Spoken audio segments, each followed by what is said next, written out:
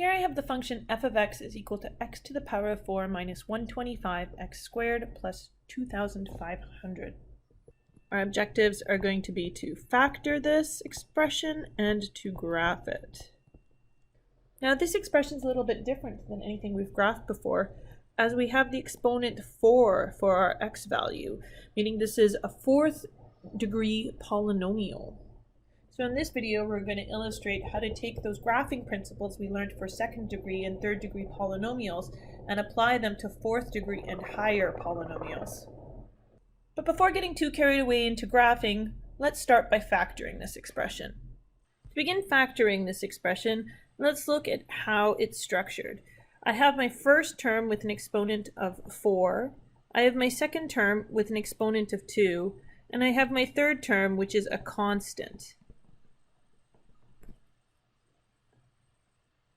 When I think about this, this is very much like a quadratic with these even exponents, except for 4 is double 2 and 2 is double 1, the natural exponent for the second term. Another way to illustrate this is that this first term is really the square of x squared. The second term is really this x squared to the power of 1. We always had x to the power of 1. And this third term is still that constant c. So I'm going to factor this using the nature of a quadratic expression where I'm going to have a times some variable squared plus b times some variable to the power of 1 plus c. So now I need to pay attention to all my coefficients. My coefficient for the first term, a, is equal to 1. My coefficient for the second term, b, is equal to negative 125. And my constant c at the end is 2,500. Because my a term is equal to 1, I'm going to focus on this c value, this constant of 2,500, and see if I can factor it to two factors that add up to 125 or negative 125. So first one that comes to mind is 25 times 100. That would give me 2,500. This is close. It is a total up to 125, not negative 125 like I need. So this won't work. But if I try negative 25 times negative 100, that would give me a positive 2,500. This would indeed total up to negative 125 if I were to add these. Add them.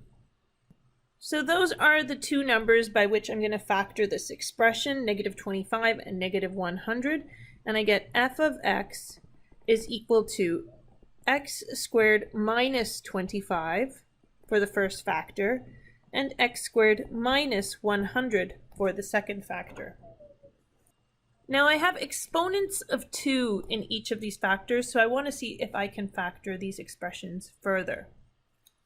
Looking at x squared minus 25, I see that I'm dealing with a difference, and the first term is squared, so I have difference of squares, and I can use a difference of squares approach. When I look at x squared minus 100, it has a very similar style in that I'm dealing with a difference, and once again the first term is squared, so difference of squares will work here as well. So using the difference of squares approach for x squared minus 25, I'm going to break it down into two factors, one with plus, one with minus. The square root of the first term, x squared, is going to be equal to x. So I'll have x as a first term in both of these brackets. And the square root of 25 is equal to 5, so 5 will be the second term in both of these brackets. Next, for x squared minus 100, I'm going to set up two sets of brackets, one with plus, one with minus, for difference of squares. First term is x squared, so the square root of that will be x. The second term is 100, and the square root of that is 10. Now all of my factors have x values with an exponent of 1. This is a fully factored version of f of x. Onward to graphing this expression. I'll start with a new sheet. And I'll write out this expression in its factored form of x plus 5 times x minus 5 times x plus 10 times x minus 10. As this is a fourth order polynomial, our graphing approach is going to be a little bit different than in the previous examples. However, the first couple of steps are going to be exactly the same. We're first going to look for the y-intercepts, then we're going to look for the x-intercepts. So let's start with the y-intercept. Recall that it is when x is equal to 0. So my f function when x is equal to 0 is going to be x to the power of 4. So 0 to the power of 4 is going to give me 0. Minus 125 times 0 squared is going to also give me 0. Plus this last term, 2500. It's once again equal to the constant 2500. So plotting this, I'm going to go up my y-axis, and I have the intercept here at y is equal to 2500. Next, I'm going to plot what the x-intercepts are, and that's when f of x is going to be equal to 0, when that vertical axis is at 0. So solving for what x values give me f of x is equal to 0, I'm going to look at the factored form x plus 5 times x minus 5 times x plus 10 times x minus 10. This little dot's going to be a multiplication symbol. And if any of these factors are equal to 0, if just one of them is equal to 0, that will give me an f of x of 0, as if we multiply by 0, we get 0. So when x plus 5 is equal to 0, that happens when x is equal to negative 5. X minus 5 is equal to 0 happens when x is equal to positive 5. X plus 10 equals 0 when x is equal to negative 10. And x minus 10 is equal to 0 when x is equal to positive 10. So there are my x-intercepts. I have negative 5 and positive 5, negative 10 and positive 10. The next step in our graphing process is to determine the shape of the graph. Now this is where it's going to get a little bit trickier. I'm going to start off by noting my exponent here. Is it even or is it odd? Now, if I have an even exponent, it's going to have end conditions similar to a quadratic, which has x to the power of 2. If I have an odd exponent, I'm going to have end conditions similar to a cubic function, where we would have an odd exponent 3. But in this case, we have an even exponent, so I'm going to focus on that. The next example will have one with an odd exponent. So let's look at what I mean by end conditions. Now with a quadratic x squared, we know when a is greater than 0, we get this shape. When a is less than 0, we get this shape. In other words, when we have a positive coefficient for our x squared term, we have a negative slope and then a positive slope. When we have a negative coefficient for our x squared term, we start with a positive slope and we end with a negative slope. Well, this holds for any polynomial with an even exponent for the end conditions. So here we have x to the power of 4, it's an even exponent, and our a value, that coefficient for x to the power of 4, is equal to 1. Meaning we have a positive coefficient for that x to the power of 4 value. So we are going to have this scenario here where we have a negative slope to begin with, and we end with a positive slope.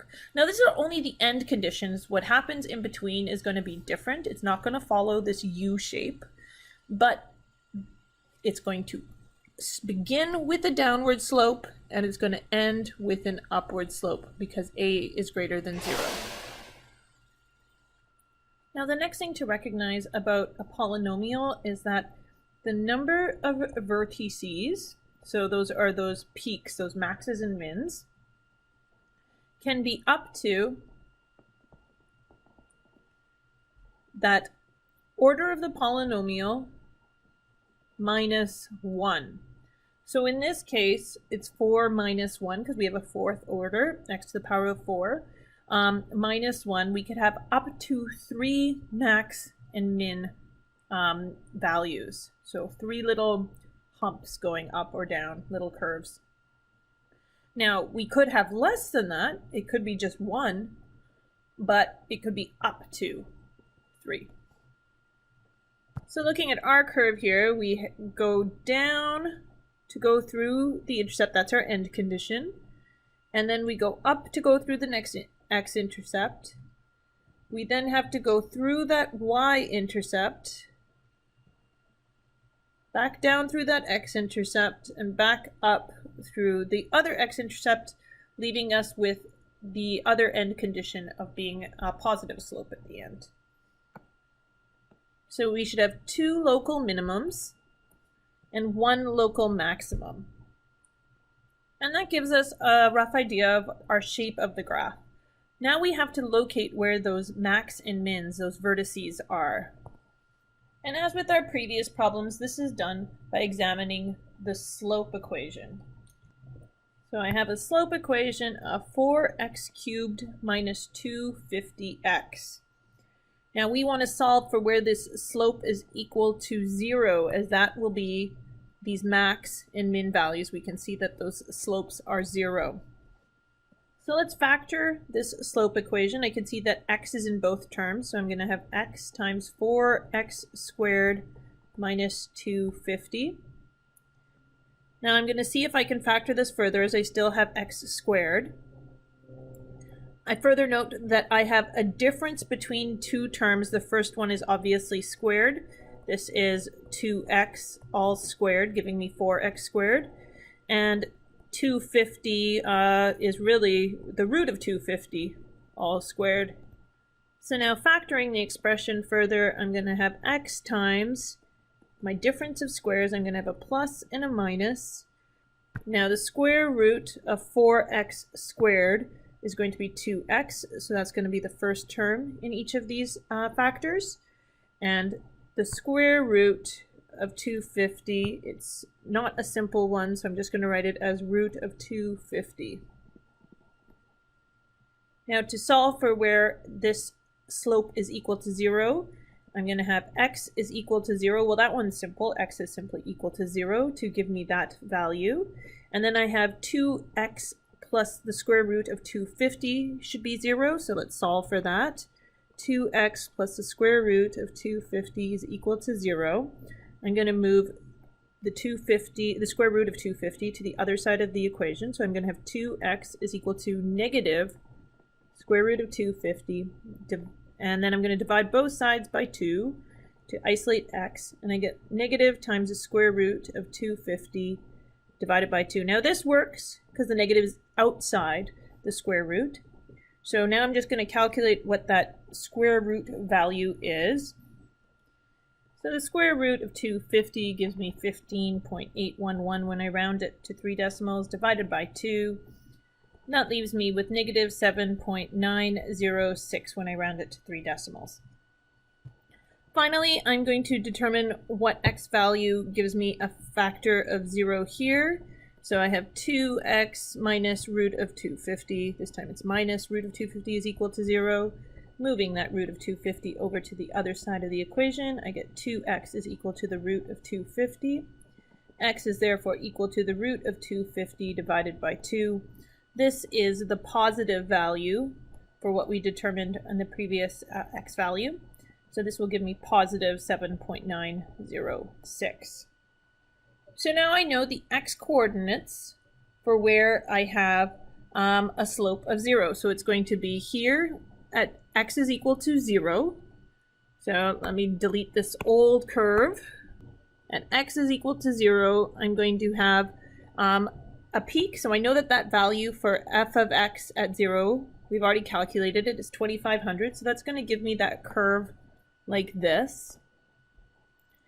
And then at negative 7.906 and at positive 7.906, so somewhere over here and somewhere over here, I'm going to get values like this. Now to figure out how low those values go, I'm going to have to plug in that x value into my f of x function right here.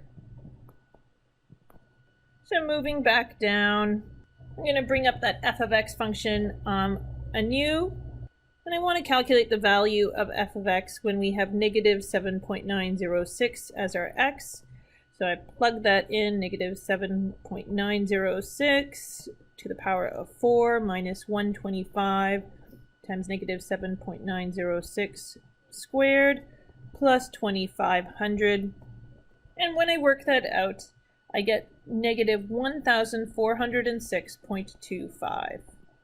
Now I'm going to calculate it again, but this time for positive 7.906 as my x value, and I'm just going to cut to the chase of this calculation. It results in negative 1406.25 as well. If you want to do that calculation at home, feel free to. So now plotting these points at negative 7.906, I'm going to have a vertical value of roughly negative 1406, so it's going to be right around here, and that goes for when I have positive 7.906 as well. Erasing this old stuff, I know that I'm going to have a curve like this through those points, as those are both minimum values where the slope is 0. From here, it's a matter of connecting the dots. Go a little past that one and put an arrow there as it continues in that direction. And an arrow here as it continues in this direction. And there I have graphed a fourth order polynomial and located where its local maximums and minimums are.